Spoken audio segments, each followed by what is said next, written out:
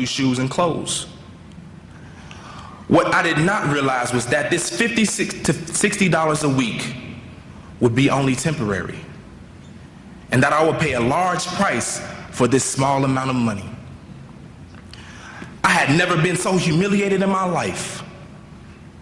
From the way the two cops who made the arrest treated me, to the way I was treated in the jailhouse, to the look on my grandmother's face when she came and picked me up. While in the jail cell, I thought about the other members of my family who had been incarcerated. I thought about the statistics on males in the penal system. I thought about what I wanted in life and vowed that I would never return. I make this point because through my contact with high school students as an undergraduate, I realize that many of them are making the same mistakes I made. Many students feel like they are going through rough times, and that is why they have bad grades. That is why they are late almost every day for morning class. That is why they do not do homework, and that is why they do not feel like they can go to college. I have seen students constantly blame others for their problems and mistakes because their parents are never home, because their family is struggling to pay the rent or utilities. I have talked to students who curse and disrespect their teachers because they feel no one is there for them.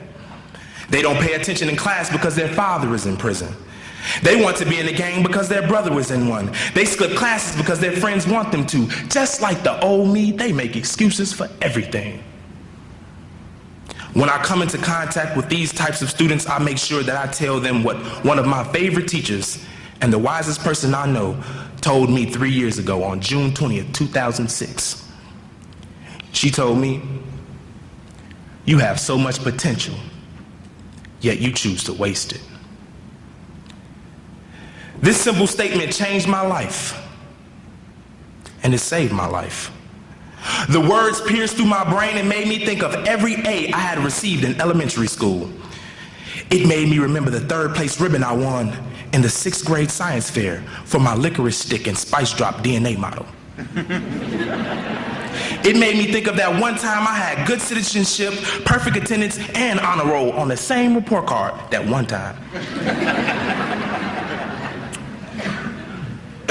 But it also made me think of the 2.5 GPA I had earned my first semester in high school.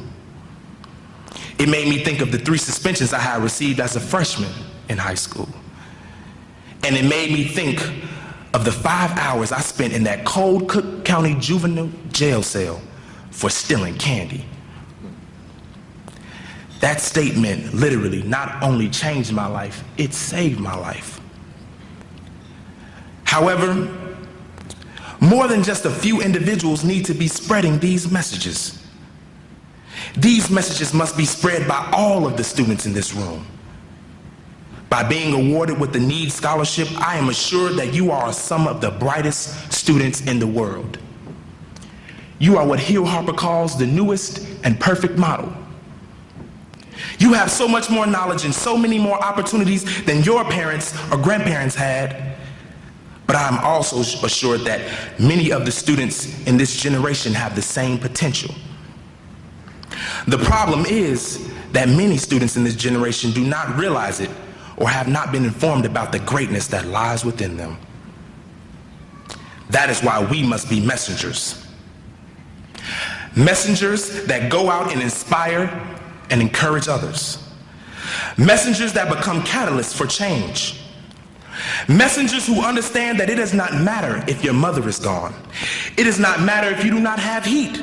It does not matter if your mother is gone. It does not matter if you don't have the new clothes or new shoes that you want. But it does matter if you choose to use these things as excuses for mediocrity.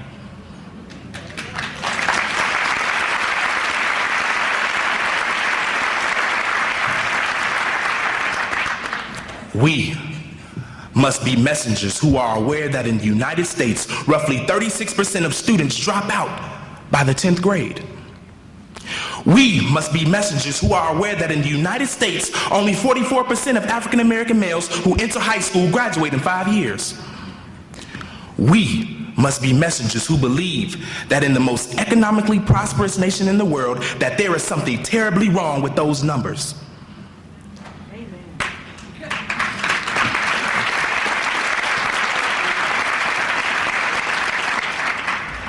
Many would be quick to place blame on teachers, faculty, and funding, but I will not. Because just as Bill Gates stated, I know that money by itself cannot fix these problems or change these statistics.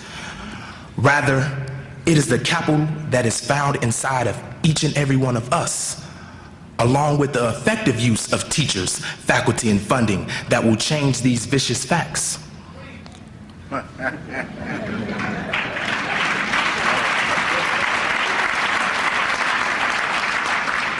I especially urge the African American males in this room to develop a desire to combat mediocrity and ignorance by becoming messengers to students in your communities.